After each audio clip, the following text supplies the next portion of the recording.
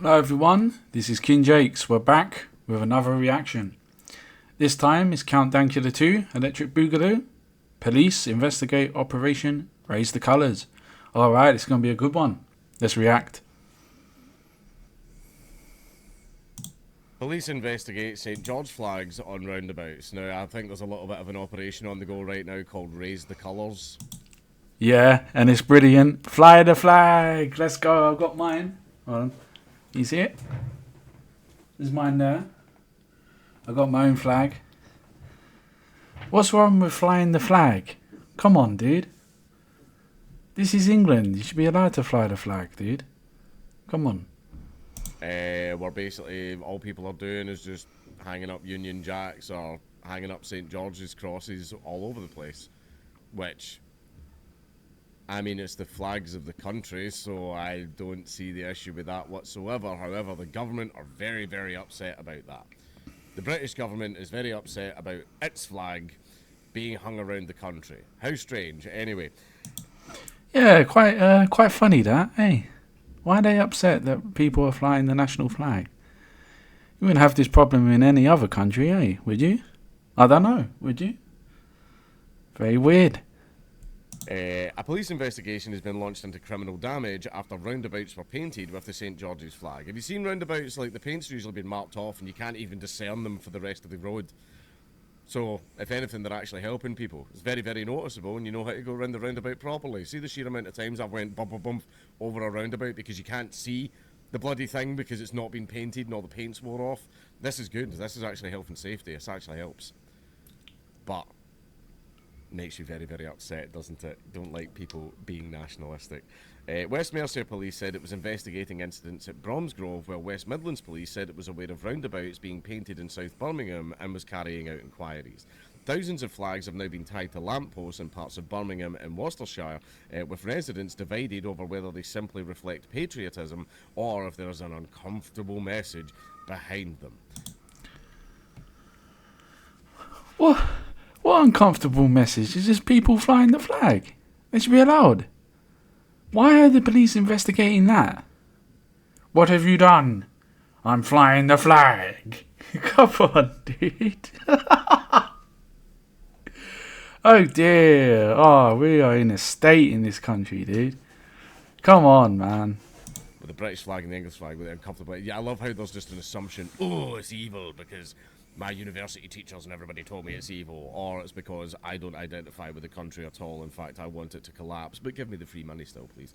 And it's just like, and I don't like what those flags represent. Oh, they don't like it when the natives get uppity.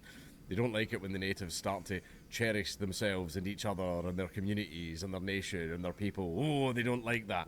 They don't like it when people like start rallying around those things because the state is trying to destroy those things. But anyway, Reform-run Worcestershire City Council said flags could remain on lampposts, but Councillor Carol Perks described the illegal painting of red crosses as acts of vandalism.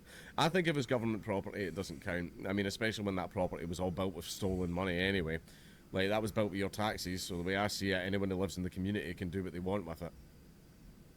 I don't give a shit about government property. Private property, someone's house, someone's car and everything, no, you can't touch that. Government property, I don't give a shit. It's built with stolen money anyway. While many St George's flags have appeared on lampposts across Worcestershire and Birmingham, the red crosses on roundabouts first appeared in the city last weekend. Their appearance came after Birmingham City Council said flags on lampposts would be removed as they were a safety hazard. However, almost everywhere you went for a fucking while, Palestine flags on lampposts. Everywhere. All over the fucking place. All over the fucking place. Pride flags on every fucking lamppost. All over the fucking place. Not a peep. Yeah, funny that. Those two flags were everywhere. I saw them in London. They were everywhere. Funny how the police don't seem to investigate that one. Hey, bit of a double standard, hey? What was it they called it? Two-tier policing or something like that? I won't say the other one, but yeah, how odd. Funny that. Not a fucking peep. Didn't say a single thing. Very true, they didn't. Wasn't a problem. Encouraged, in fact. In fact, people, like members of the public, were getting into trouble for taking them down. But now that it's the other way around and it's British flags and English flags, now the government's like, oh, like, now it's a problem. Now it's an issue. The other ones you were arrested for taking them down, now they want to make arrests for people putting them up. Right, so it's not the fact that there's a flag there, it's what the flag represents. That is what the government is upset about. That is what they hate. Right, it's not the flags, it's what the flag represents. If it represents something that the government likes, like fucking global homo or pride or fucking anything else, oh then absolutely, yeah, that's fine, you can have them. But as soon as you want to have any flags up about your own nation, then the police are going to come knocking. And the police are going to come and take the flags down. Interesting that, but anyway. Now, similar St George's flags have been painted, costing taxpayers money. The government costs taxpayers money. Now, similar St George flags have been painted on Bromsgrove roundabouts, a practice that has been supported by some residents. Good. Pert's pointing out that, as well as being illegal, it was costing taxpayers money. Well, you don't have to paint over it. I mean, it's fine. It makes the roundabout more noticeable. Like, it's not a health and safety hazard. It just makes the roundabout more noticeable. Just leave it where it is. Also, it showed you the guy who painted it on the roundabout. And the very next day, the council came out to paint it. And this is the thing that's funny, is that roundabout sat completely bare, no paint on it, for ages and ages, possibly years. As soon as that guy paints the English flag on it, the council's there the very next day. Which goes to show that the council can act fast, they just fucking don't. Right? There's so many things that actually do need done around the town, and you pay your council tax towards it, that the council's supposed to be using towards that, and then they just fucking don't. Potholes sit there like for fucking months, years sometimes, and the council won't fix them. There are damage to walls, there's damage to parts, there's damage to fucking everything, there's needles lying around bloody parts, and the council doesn't do a single fucking thing about it. However, paint an English flag on a roundabout and bum, they are there the very next day. And all that does is display that the council can act fast and can do all of these things. They just don't. They would rather keep your money, you know, until it threatens the message. But anyway. As the Cabinet Minister for Highways for Worcestershire County Council, I will be seeking criminal damages so that every other taxpayer in the county does not pay for this, he said. The West Mercia Force confirmed it was investigating the daubing of roundabouts in Bromsgrove. The flags being painted on roundabouts first appeared on Monday in the Kings Heath and Yardley Wood areas of Birmingham. We are aware of criminal damage having occurred and we are carrying out further inquiries, West Midlands Police said. Birmingham City Council said painting the flag of St George on Rhode Island while expressing national pride is unlawful and potentially dangerous for... We've got to read that again. Painting the flag of St George on Rhode Island while expressing national pride is unlawful and potentially dangerous. That is nuts. That is nuts. What do you mean, dude? If you put any other flag, they wouldn't care. They wouldn't care. What have they got against the St. George? Or the Union Jack? What's wrong with it? I don't see anything wrong with it. The person painting the flag and for motorists. I mean, it's not really, it makes the roundabout more noticeable.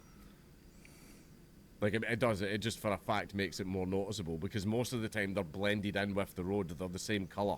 You can't bloody see them. On Monday, a video of a man painting a red cross onto a mini roundabout in Bromsgrove circulated on social media. This is the one that I'm talking about. And then the very next day, they filmed the council there to paint over it. In the video, a police car is seen pulling up to the man for a few seconds before driving off. Painting roundabouts is not only dangerous to drivers and pedestrians, but it also amounts to criminal damage, Inspector Richard Field from the West Mercia Force said. I would like an explanation as to how it's dangerous. By making the roundabout more noticeable, I would like an explanation as to how it's more dangerous. I would like to know. Right, as for it being criminal damage, it was something built with criminally attained money. So I don't give a shit. We are working closely with partners, including Worcestershire County Council, to tackle this issue and investigate where appropriate. Bradley Thomas, MP for Bromsgrove, said he does not advocate for flags to be placed on public property, but encouraged more to be put on private cars and land. Now, he's being careful. He's like, don't do it on property that's not yours, but on your own land, then yeah, absolutely do all that. But however, I feel that that first part comes with a little bit of a wink. But anyway, because he obviously can. See, look how much that sticks out from the road. Look how much more it pops out. Right, see? I think it looks lovely. For a St George's Cross. But anyway, he encouraged the public to take back ownership of the flag, adding that patriotism does not mean extremism and nationalism. I wish it did, but But anyway, in Worcester, landscape gardener Tom Conway told BBC Radio Hereford in Worcester he believed he had put up about 400 flags in the city. The morale in the community seemed low, and ever since we did it, people have driven past and shown nothing but love and happiness, he said. There you go. People loving each other, being happy, supporting their country, having pride. There you go. What's wrong with that? Sense of community spirit. Let's go, dude. Let's go. Come on, England. Come on. Let's go. Mr. Conway added that he thought the UK should be more like the US and fly the flag proudly. I would agree. I agree. On Tuesday, Perks said climbing up lampposts and attaching flags to them may not be the best thing to do, mostly because it's dangerous and could cause damage. It is a little bit dangerous climbing something tall up a ladder next to a road. It is a little bit dangerous. He suggested people could show their pride by flying the flag in their gardens, on cars, in home windows, and on community buildings where agreed by the whole community. I think that's fine as well. He said, however, there was no specific plan to take the flags down. Good. Heated debate.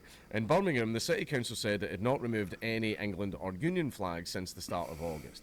Prior to that, we have not kept an inventory but removed attachments as routine, the authority added.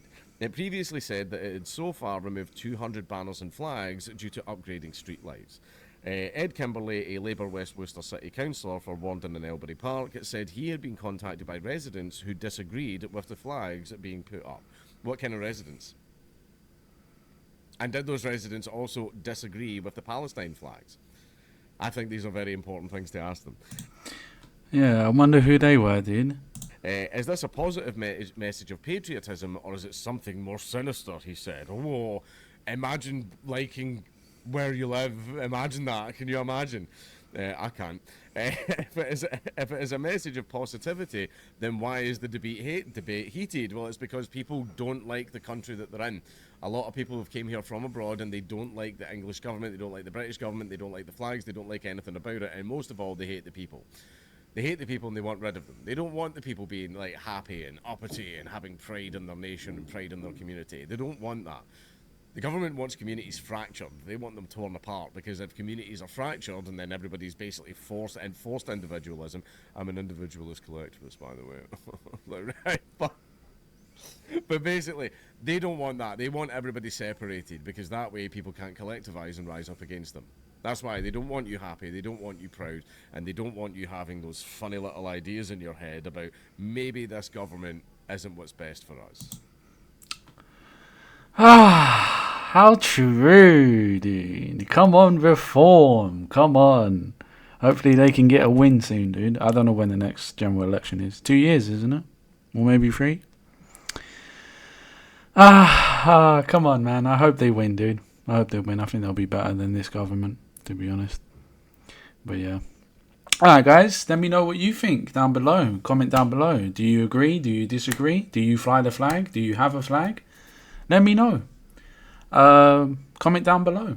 Alright, guys. That was a good video. Well done to Dankula. Yeah. That was a good one. Raise the colours. I agree. Raise the colours. Alright. I'll catch you in the next one. Peace out.